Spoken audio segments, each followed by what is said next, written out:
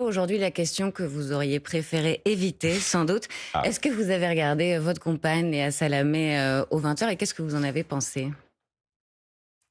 c'est effectivement, c'est la question qui.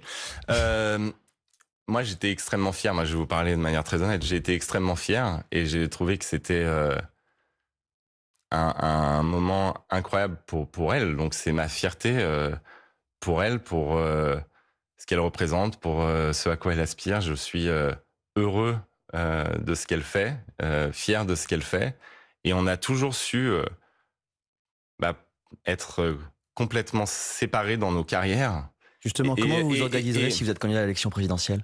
bah, là, effectivement et avec des si, on met pas rien en bouteille, mais Ça là, pourrait effectivement, arriver dans les 2 ça ans, posera un problème, mais elle l'a dit de manière, très claire depuis le début. mais pas encore vous, c'est pour ça que je vous pose la question. Ah non, mais c'est évident que ça sera, dans ce cas-là, un problème et une incompatibilité. Donc, quand j'ai fait une campagne aux européennes, elle s'était d'elle-même, retirée pendant la campagne et ça semble évident. Maintenant, j'aimerais vraiment dire une chose.